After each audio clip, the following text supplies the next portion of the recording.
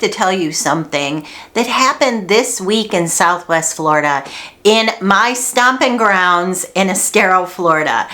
So this was in the news. If you live in the area or you follow the news, you probably already know this.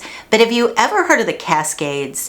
The Cascades is off Estero Parkway. And if you're from outside the area but you visited, I'll just give you proximity. You know where the outlets are? It's right at the border of Estero and Fort Myers. So it's going to be pretty close to there. Fairly close to Gulf Coast Town Center, within like 5-6 minutes of there. So the Cascades is a 55 plus community, and it's kind of one of my go-tos if somebody wants a 55 plus community, but they don't want to spend a lot of money, because you can buy in there and you can get a house that's in the ballpark of as small as like 1,400-ish square feet to as large as around 2,400 square feet, of course, all on one level. So you tend to not have 2 stories so much in a 55 plus community. So it's a really nice community because they also have very nice amenities. They have a huge theater and they do put on events there. They've got a beautiful, really nice size resort style pool, lots of seating, lots of lounge chairs, beautiful community center, really nice workout room. It offers a lot, tennis, pickleball, the whole bit. Well, it also is kind of centered around a large lake. Well, the lake, the residents have been saying the lake stinks. Something smells like sewage. Well, lo and behold, there is an RV park back in the back of I'm going to say the back of the neighborhood, but I really mean behind the neighborhood. Long story short, the sewage is leaking all over that RV park in the ground, and it has migrated into the lake for the people that are living in the Cascades at Estero, the 55 plus community. So the water is disgusting, it smells disgusting, and they're trying to figure out what to do about it. So if you're up north and you have something under contract in the Cascades, you are warned. And then just also a little bit of a news update for the weekend. If you're buying, this is going to affect you. If you are a seller, this is going to affect you.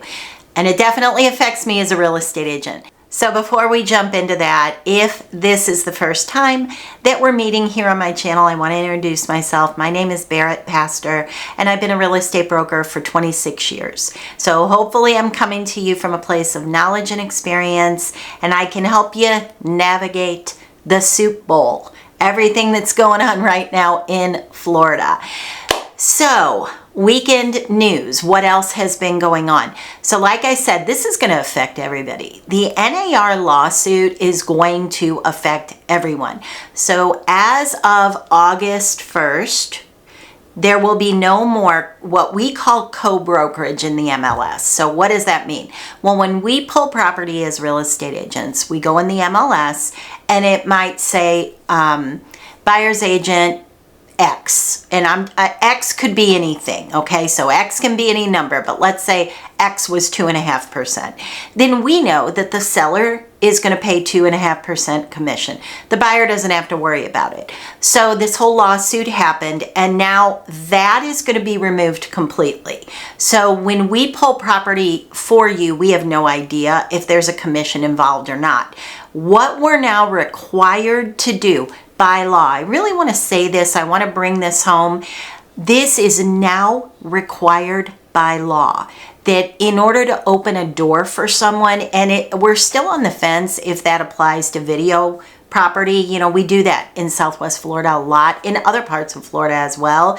Anywhere where it's a second home market, many people will want a video of a property before they buy that plane ticket. It's really common. I do it all week long. So that's on the fence. We don't know yet if that's going to also require a signed buyer-broker agreement.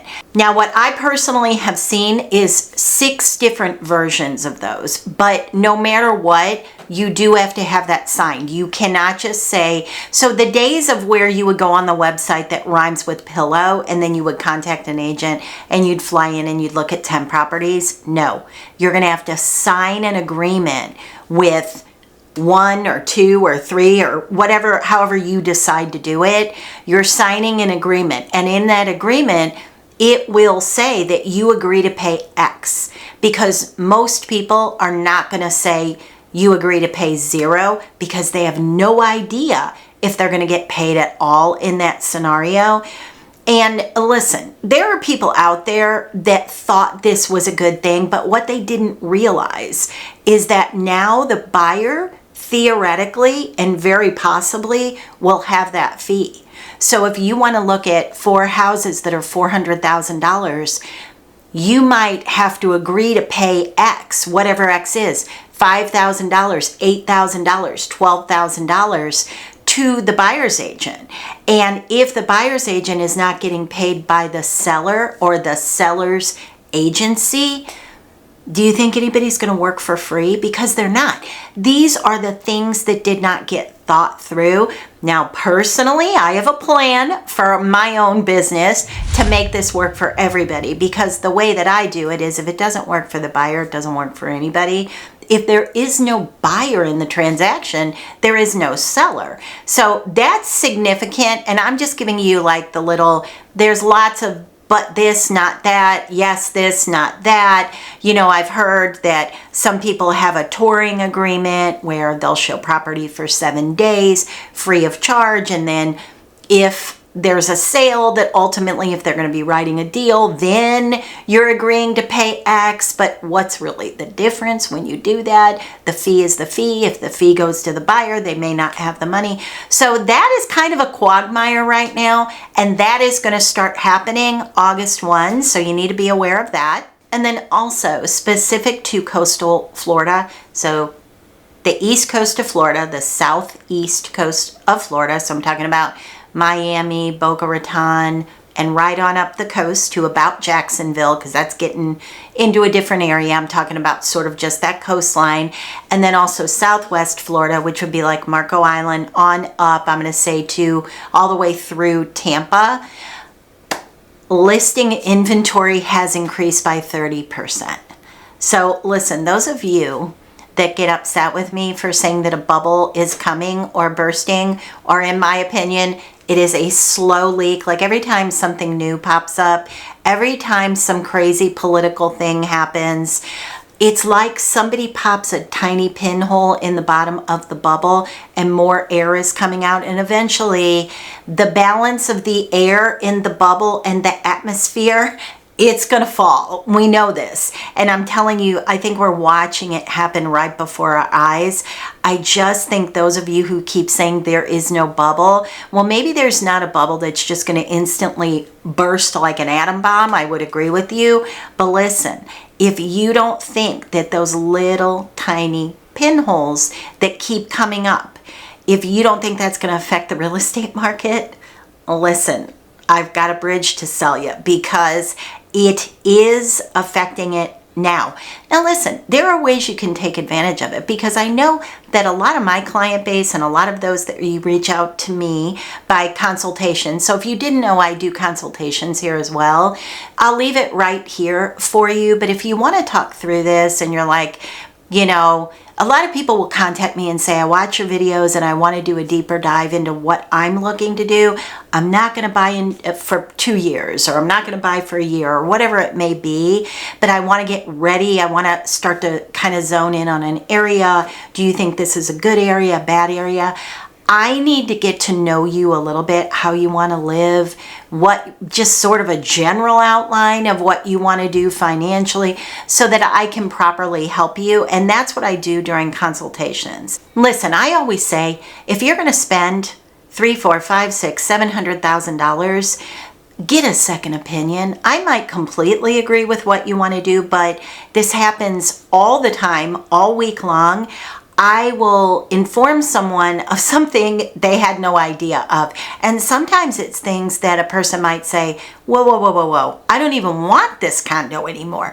I don't even want this single family home anymore. So I always say, invest a little bit in yourself and get a second opinion. The last thing I want to tell you about what happened in the last few days is that another insurance company has left Florida. Now, this one is particularly impactful for people that have maybe retired to Florida on a budget, and maybe they bought one of those cute little mobile homes in a 55 plus community, and they've been told by their insurance company that they're not going to insure them anymore.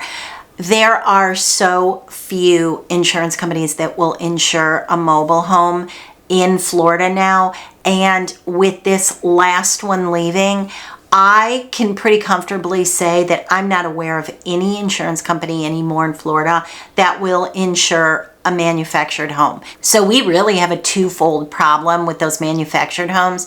First of all, there's quite a few of them in Florida, and a lot of people love those 55 plus manufactured home communities where there's spaghetti dinners and pickleball and lots of fun events to do. It's a very affordable way to get in Florida, but I'll just use Southwest Florida as an example. There are many in Venice. There are many in Sarasota.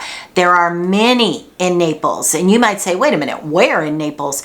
Well, down in East Naples, there are a lot of them. They're darling, they're cute communities, but some of them are in floodplains, so really a problem to get flood insurance, and it floods. Some of that area floods. If you're familiar at all with East Naples, there's a community called Lely, very close to that community, down in that sort of area.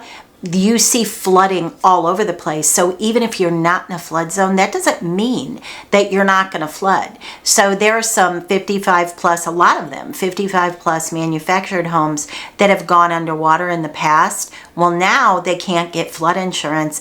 And like I said, I am unsure of anyone that will cover a manufactured home for homeowners insurance anymore.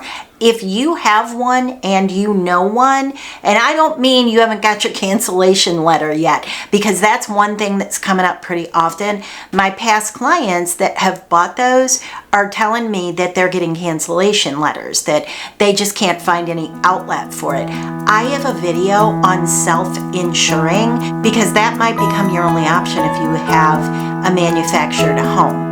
So that's the news this week in Florida.